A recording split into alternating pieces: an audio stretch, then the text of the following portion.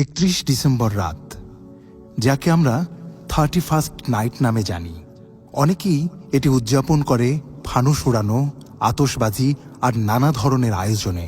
কিন্তু এই উদযাপন কি সত্যি সুখ ও শান্তি বয়ে আনে, নাকি তা কষ্ট, বিপদ আর অপচয়ের কারণ হয়ে দাঁড়ায়? আতশবাজির বিকট শব্দ ছোট্ট শিশুদের মনে ভয় ঢোকায়, তাদের ঘুম নষ্ট করে। অসুস্থ রোগীদের জন্য এই শব্দ হয়ে দাঁড়ায় অসহ্য যন্ত্রণা। বিশেষত হৃদরোগী ও মানসিক রোগীদের জন্য এটি প্রাণঘাতী হতে পারে। শুধু তাই নয়, পাখিদের জন্য এই শব্দ আতঙ্ক আর মৃত্যুর কারণ হয়। একযোগে শব্দদূষণের ফলে অসংখ্য পাখি মারা যায়। প্রকৃতি ও সৃষ্টি জগতের প্রতি এটি নিদারুণ উপহাস ছাড়া আর কিছু নয়।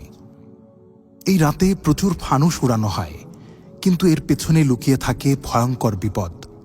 ফানুস থেকে আগুন লেগে বাড়িঘর পুড়ে যাওয়ার ঘটনা প্রায়ই ঘটে। প্রতি বছর এমন দুঃসংবাদ আমাদের কানে আসে। সামান্য অসতর্কতা থেকে বড় ধরনের দুর্ঘটনা ঘটতে পারে।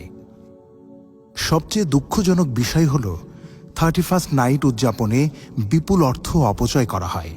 কোটি কোটি টাকা ব্যয় হয় আতশবাজি আর অপচয় আয়োজনের পেছনে, অথচ এই অর্থ দরিদ্র মানুষের জন্য ব্যবহার করা যেতে পারত। ইসলাম কঠোরভাবে অপচয়কে নিষেধ করেছে। আল্লাহ তাআলা বলেন, ইন্নাল মুবাযযিরিনা কানু ইখওয়ানাশ শায়াতিন। নিশ্চয় অপচয়কারী শয়তানের ভাই। প্রিয় ভাই, এখনই সময় সচেতন হওয়ার। নতুন বছর শুরু হোক আত্মশুদ্ধি, ইবাদত আর আল্লাহর সন্তুষ্টি অর্জনের মাধ্যমে। তাই আসুন আমরা সবাই আল্লাহর কাছে প্রার্থনা করি, হে আল্লাহ, আমাদের ভুলগুলো ক্ষমা করুন, অপচয়, অন্যায় আর নাফরমানি থেকে আমাদের রক্ষা করুন। হায়াতের প্রতিটি মুহূর্ত যেন আপনার সন্তুষ্টিতে কাটাতে পারি, সেই তাওফিক দিন। আমিন।